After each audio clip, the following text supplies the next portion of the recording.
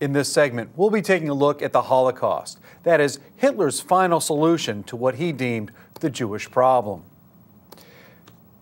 It's important for us to realize that specific groups, often who are the object of hatred and prejudice, face increased risk of discrimination during wartime.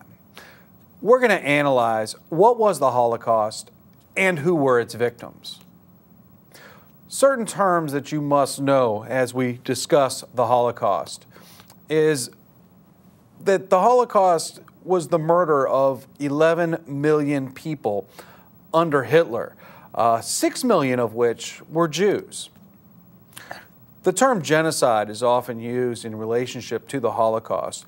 The genocide is a systematic and purposeful destruction of a racial or a political or a religious or a cultural group of people.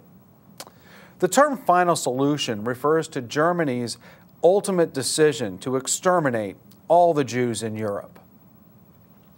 Concentration camp is also another term we closely associate with the Holocaust. The concentration camp refers to the many locations around Europe where people were sent and forced to work, to try to survive, and then ultimately would be exterminated. There were different types of concentration camps, varying from the prisoner of war camps to places where political prisoners were held, to some of the worst that were simply extermination camps throughout Europe. The groups that were affected in this, most of us are familiar with the Jews. They amassed 6 million of the Holocaust victims. Now, Hitler blamed the Jews for many of Europe's problems, and they became the scapegoat for Hitler's problems and Germany's problems as they came out of World War I. But also the Polish people, the Poles. Hitler believed that people from Poland should actually become the slaves of the German people, that they should be replaced and moved. The Slavic people were all the others in Eastern Europe, which included the Russians and those in the Ukraine, who Hitler felt deserved to also be slaves of the German people. He saw that area as a place where he should expand his German empire, a place for his people to live and the others to simply serve him. The Gypsies were one of the early groups of people to suffer under the Holocaust. Hitler made several trial runs with capturing, isolating, and then ultimately exterminating the different Gypsies. The Gypsies were an ethnic minority who lived in Europe, and they also suffered incredible discrimination and prejudice prior to the outbreak of World War II. And then once the war broke out, they became a very easy target, much like the Jews. Hitler also targeted political dissidents. A dissident is somebody who opposes the political regime of the time, and in this case, Hitler made any political opposition illegal. He especially targeted the communists, who were a severe threat to him and his power. The things that the communists wanted to do were also very popular to many of the German people. And so by silencing the communists, who he targeted first, he could then silence his opposition. Groups that are often overlooked under the Holocaust were what Hitler deemed as undesirable. This included people who were mentally ill. Hitler did not believe they fit the mold of the perfect German. People who were physically disabled, those who were perhaps born without an arm or a leg or other physical disabilities, also were sent away to concentration camps and eventually exterminated, as Hitler felt they had no place in German society. Hitler also lumped the homosexuals into this area of undesirables as an early target of his Holocaust and Nazi power.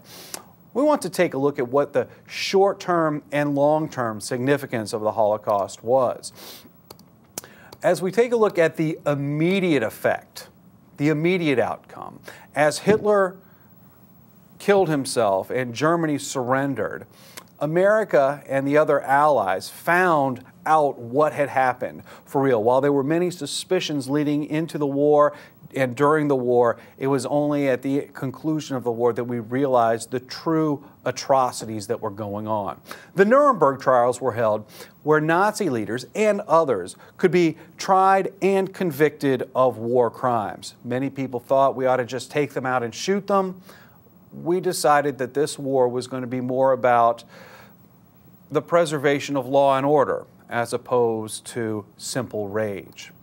The Nuremberg trials emphasize the idea of individual responsibility for actions that are taken during wartime.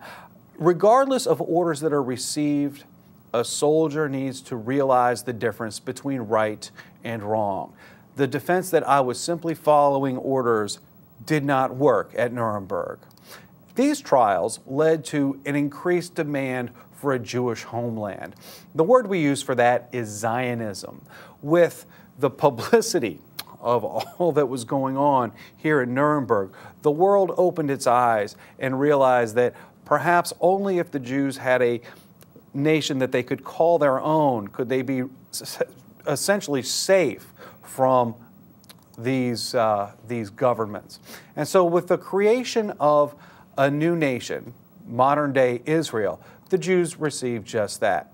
Great Britain had this area called Palestine, perhaps you've heard of that, Palestine, as a mandate. That came out of a colony in World War I.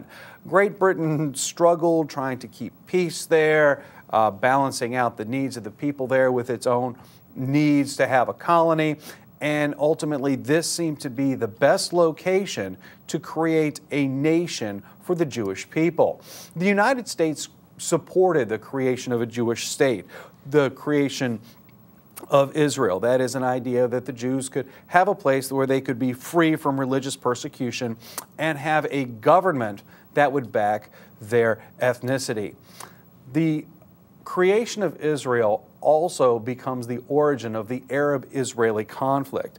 And this conflict, which began at the creation of Israel, continues even today and is the source of many of our problems in the Middle East.